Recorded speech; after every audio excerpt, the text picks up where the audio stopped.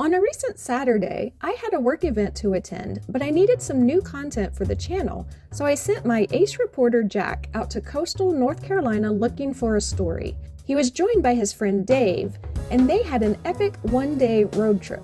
In the first adventure on this bro trip, they visited historic Jarvisburg Colored School in Currituck County, North Carolina, a school for African American grade school students during segregation. We'll have a link to that video at the end of this one. Here in episode 2, they are visiting OBX Lizard Land. The owners of this attraction opened OBX Lizard Land across the water from the barrier islands that make up the Outer Banks to share their love of reptiles and to encourage responsible keeping and breeding of these species. They turned a 200-year-old farmhouse into an exhibit of animals that most people would not mistake for cuddly pets. I love animals, but I don't mind that I did not get an up-close experience with some of these creatures. Here is Jack to tell us all about it. Alice normally oversees the filming for her channel, but she wasn't with us to remind me to get footage of all the names of the species of animals that we saw at Lizard Land. So, where possible, we used the Lizard Land website to try to identify some of these animals, but some will go unnamed as a result of my unsupervised filming. OBX Lizard Land has about 170 animals from about 78 species, and there's a construction project ongoing to build space for even more animals. Tickets to visit Lizard Land are usually $10 per person, which is pretty reasonable for the experience you get. But at the time of our visit, the tickets were discounted 20% down to $8 due to the ongoing construction.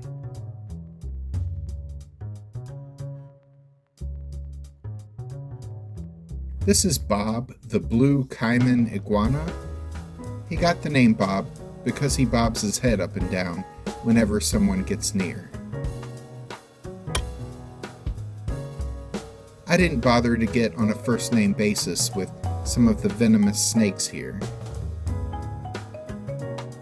If you're enjoying this video, click the like button and subscribe if you haven't already. This will help our channel grow, and we really appreciate your support. The cool thing about this experience is that not only do you get to see the animals in their exhibit space, but the tour guide brings 2 or 3 animals out for you to interact with. First, we met this large tortoise who hung out with us for a while. We got to get up close and feel what her shell felt like. After a few minutes, though, she just walked away and went back to her enclosure. Apparently, this is common, as our tour also included interaction with the lizard, who also just walked away from us once he got bored with us. This 3-foot-long lizard was a tegu. The group before us included a child, so they got an interaction with the small lizard that the child could easily hold. So we were pleasantly surprised when this beast was brought out. Before the tegu left us behind, the tour guide suggested we hold out our hand to receive what he referred to as lizard high fives. We also got to handle a snake. Again, not sure what kind of snake this is. You can tell us in the comments below if you know. But it was fun to hold on to him as he slithered through our fingers and around our arms.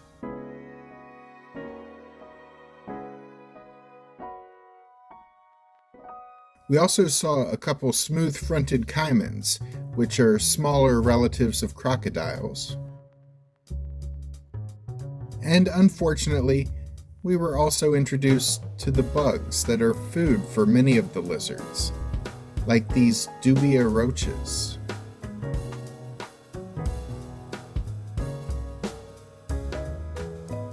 As well as mealworms.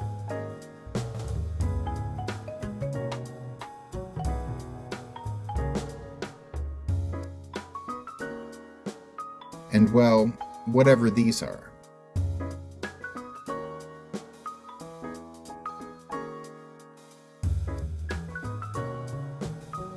They also have a couple tarantulas, though they were not cooperating with posing for pictures, so this is the best shot I got of one.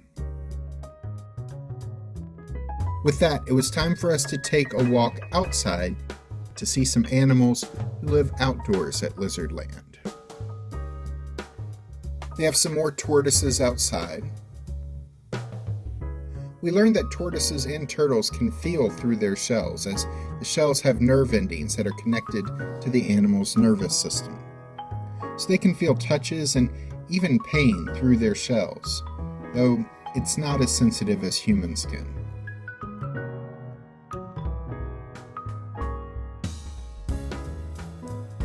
And it was about that time that a rooster came over to hang out.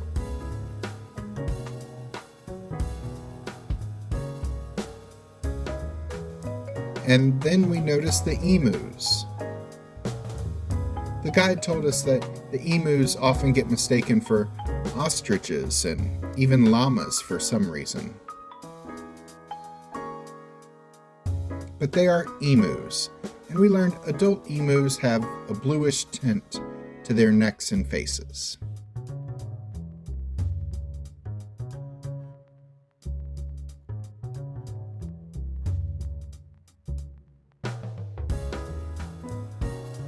The emus were fed some Cheerios.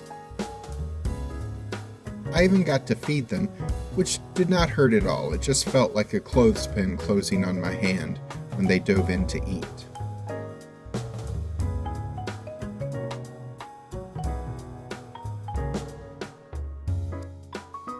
The rooster got to eat some as well.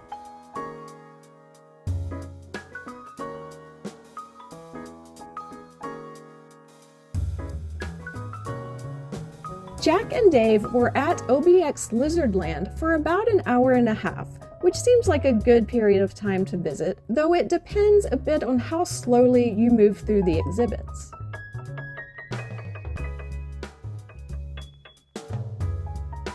This was a cool, reasonably priced attraction that animal lovers, especially reptile lovers, will enjoy. I think a lot of kids will find this place fascinating. This is on the way to the Outer Banks if you are traveling from the north. It is about 40 miles north of the bridge from mainland North Carolina to the town of Duck. It is open year-round, though their hours vary by season, so check their website for current details. Click the links at the end of this video to see our first video from the Bro Trip, a visit to the historic Jarvisburg Colored School, or to see our playlist of animal attractions. I'm Alice. And I'm Jack. Be sure to click the subscribe button and the notification bell so we can see you the next time we're traveling through.